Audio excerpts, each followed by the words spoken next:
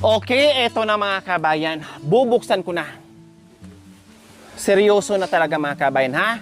Seryoso na, ha? Mamaya na yung sayawan, mamaya na yung pakaili. So, seryoso muna tayo ngayon, ha? Okay. So, ready na kayo? Opo. Hindi na magpapalit, ha? Uulitin ko, huwag yung pag-awayan dahil napagdesisyonan yung dalawa na ito ang pipiliin nyo. Kaya nga ako nagbigay ng ilang segundo o ilang minuto kung magpapalit kayo ng kulay, pero nanindigan kayo na itong pula na bayong ang gusto nyo. Yan na. Si Janice, kanina pa talaga nakatitig sa pula. Talagang napag-usapan nila, pati si Kuya Anton. Titig na titig. Sa katagalan yan, titig mga kabayan, gumano na. Daulag. Di ba?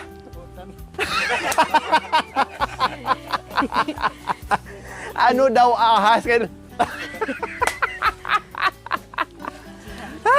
okay, sige, ito na. Okay na? Okay na po. Isa! Dalawa! Tatlo!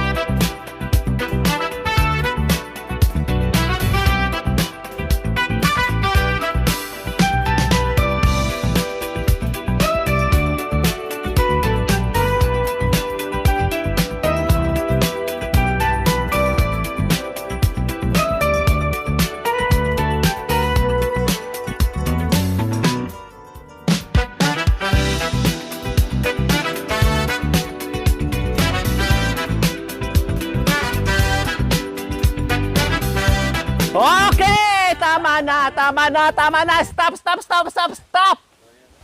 Okay. Ate Janice, sigurado? Opo. Oh, Kuya Anton, hawakan mo. Sigurado? Anong napag-usapan nyo kanina? Bago nyo ito pinili yung bayong na pula, anong napag-usapan nyo? Anong sabi ni Kuya Anton sa'yo? Anong sabi mo rin sa kanya? Sabi niya pula daw. Pula daw ang kukunin. Parehas kayong dalawa na napag-isipan nyo na pula, na naginip ka rin ng pula, Luparet.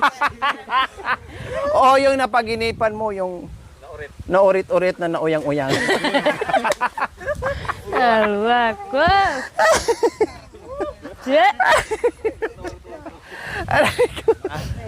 O, dito na, halika. Ha? Sigurado? Kasi si Ate Janice, sabi niya kanina, kagabi na naginip ako ng kulay pula. So, tanong ko naman sa'yo, na naginip ka ba ng ibang kulay o hindi? Ano na paginipan mong kulay? Sabi niya, Violet po. Ha? Violet. Violet? Violet? Violet? Ah, kahawig yun ang nauyang-uyang. Sige, dito na. Halina. Dito. Oh, yan. Hindi magpila ha, hindi to ayuda. Sabi kasi kanina ng asawa niya, sabi ko, pila na Nes. Tapos sabi, una-una si Janet, dito naman din si Kuya Anton. Sabi si Nico niya, pila. Pila doon ang ayuda, si Nico niya yung asawa niya. Hindi, siyempre tuki-tuki Para bang sa gabi din na tuki-tuki. Pagkatapos ng tuki-tuki, tuko-tuko na naman. Sige, ready na ha? Ready na? Oh, dito. Parang kinakabahan ka. Hindi po. Hindi? Baka mamaya ha? Oh, kinakabahan? Hindi. Kinakabahan? Oh. Sige, ito na. Isa! Dalawa! Tatlo! Oh my God! Hindi ko kaya. Ah! Oh. Si Erika din, excited din. Gustong-gusto ng buksan. Gustong-gusto rin ng buksan. Pati mo kayo excited? Paano ba kayo excited? O, seryoso ha. Seryoso na tayo ha. Seryoso na tayo ha. Kasi si Kuya Anton at saka si Kuya Anton po mga kabayan and Ate Janice, no, talagang ang buhay na dito ay nasa bundok. Sabi nga nila, hindi naman nila nilihim sa akin, sabi nila, yung bahay namin na ganyan lang, yung dahon lang. Kasi may bahay naman kami doon sa baryo. Kailang nasa Balisbis daw. Sabi naman ni Ate Janice, may bahay sila doon. Kahit maliit daw, pero nakayero. Hindi man ganun kagandahan, hindi man ganun kalaki, kahit maliit, nakayero, yun nga lang, nasa Balisbis daw. Pero okay na daw. Ang importante, meron silang bahay sa baryo para pagdating ng panahon, pag nag-aral itong mga anak nila, malapit na sa baryo, malapit na sa eskwelahan. So, yun yung ang purpose nila. Dito, habang hindi pa nag-aaral ang mga anak niya, dito muna sila naglalagi kasi ang trabaho malapit dito na hindi na yung maglalakad pa sila ng more or less 2 oras para lang makarating dito. And then after sa work, babalik na naman ganun. Nauubos na yung oras sa punta doon, punta dito kung magdi-hike sila mga kabayan. Kaya ang ginagawa nila kung saan si Kuya Anton ay doon din nag-i-stay si Ate Janice at ang mga bata habang hindi pa nag-aaral. Kasi pagdating ng panahon, kapag nag-aaral na itong mga bata nila, malamang 101% si Ate Janice maiiwan sa baryo. Tama. Kasi walang mag-aalaga sa mga bata na nag-aaral. Okay? So yan po ang kanilang buhay. More on kabundukan, more on pananim ng root crops and everything para buhay ang pamilya ni Kuya Anton and Ate Janice. Nilamig na ba kayo? Ako nga pinagpawisan sa ginagawa ko. Kayo parang napapansin ko. Sabi ni Kuya Anton.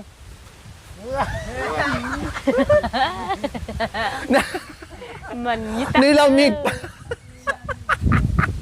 Nilamig pero dapat ang nilamig nakaganyan lang. Nakaganyan. Ang sayo iba naman lamig mo. Panay. Okay, sige, dito na. Ito na, buksan ko na. Seryoso na ako. Hindi na ako nagpakaili-kaili pa. Oh. Anong gusto mo? Ikaw ang bubunot? O ako ang bubunot? O bunutin naming dalawa ni Janice? Cheers. Okay, sige, ako na magbunot. Isa! Dalawa! Tatlo! Titik!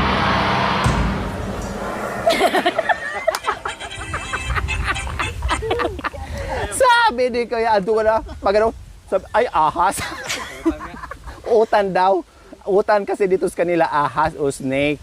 No? Kaya sige ha. Titingnan ha kung anong lalabas dito sa Kamay. bayong. O, sige. Isa, Binago. dalawa, tatlo. Panginoon, iligtas mo kami sa kapahamakan. Ilapit mo kami sa swerte. Kaya i-bless mo ang humawak ng bayong na ang mabunot. Ay, eto! Ay, natama. Binatam na. Hallelujah!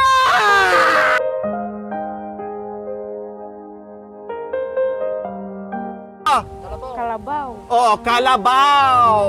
Damulag! Hawakan mo dahil ang pinili yung dalawa ay Kalabaw. kalabaw. Diba? Oh, kalabaw ang nabunot ni Ate Janice and Kuya Anton. O ano ngayon? O naluha si naluha si Ate Janice. Ang pipi. Ha? Magkalabaw. Oh, diba? Talagang yan ang gusto mo, Janice? Oh. Wow. Ang pipi. Ha? Kagabi. Gustong gusto niya? Oh, kaya pala ang lakas ng ano niya. Sabi niya, nag-usap sila kanina na ano ko yung mata ni Ate Janice talagang Pula? Pula? Tapos nabanggit niya sa ating mga kabayan na napaginipan niya kagabi yung pula. So ang suot ko naman din pula. Na-realize ko ngayon na ang suot ko pula. Tapos siya din, pula. Tinan mo, oh, may pula. Si mami din pula.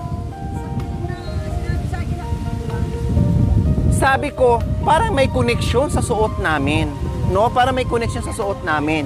So napagdesisyon na nila na pula po mga kabayan at lumabas na rin sa bibig ni Ate Janice na gustong-gusto daw niya magkaroon ng damulag or kalabaw po mga kabayan. Kaya, congratulations! Mayroon na kayong kalabaw.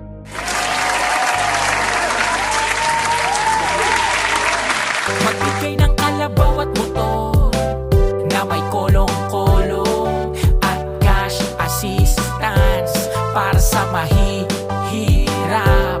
May ginito ang puso, walang pinipili kahit sino.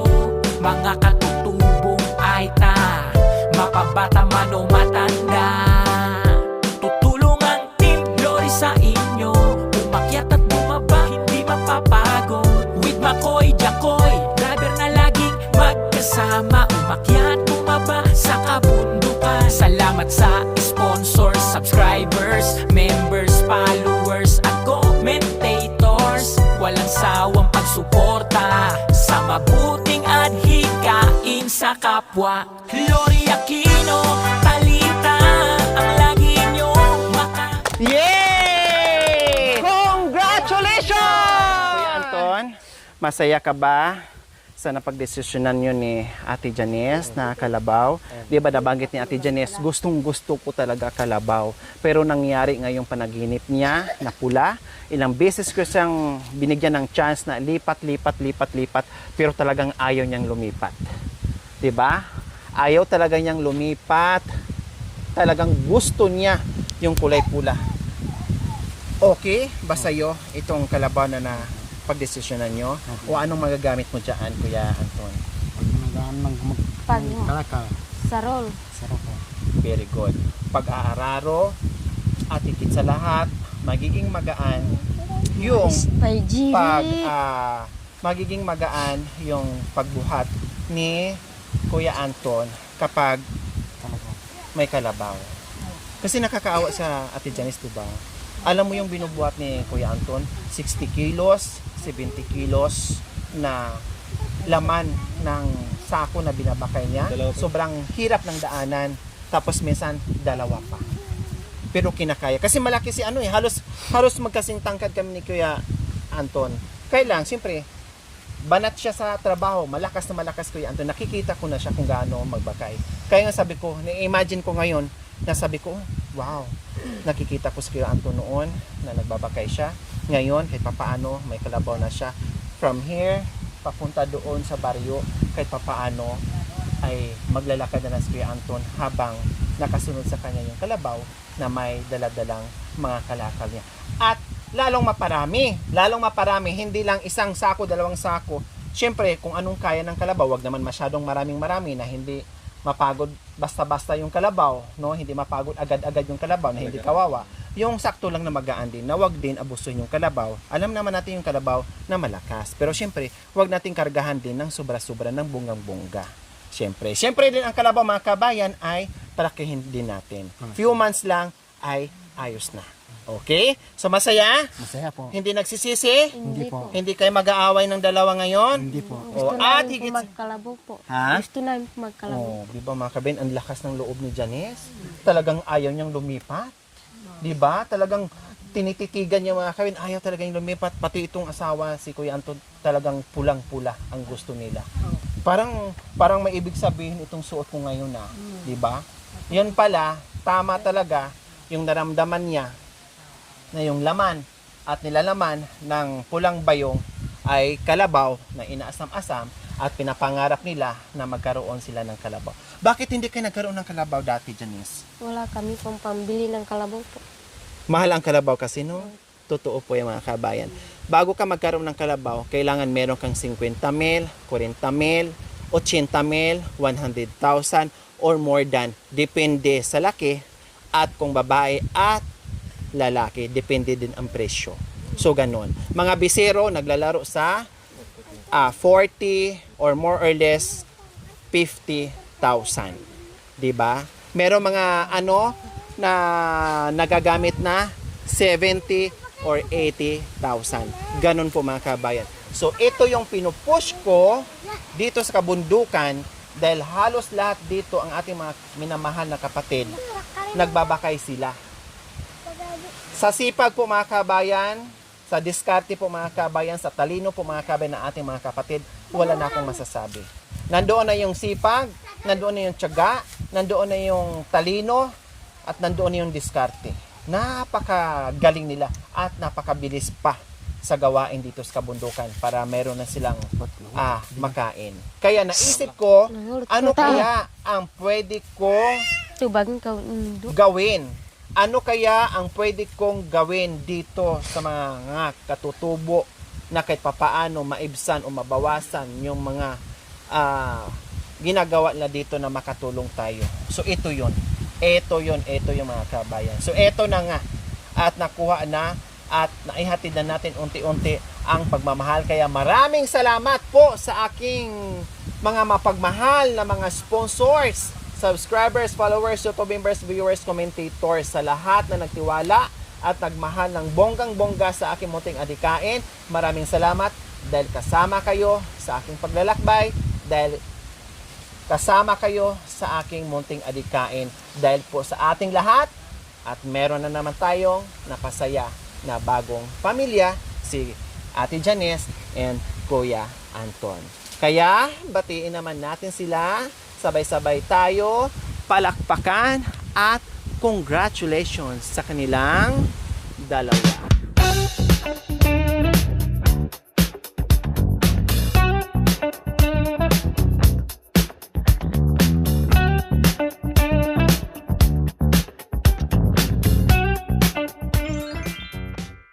Thank you for watching. Don't forget to like, share, and subscribe.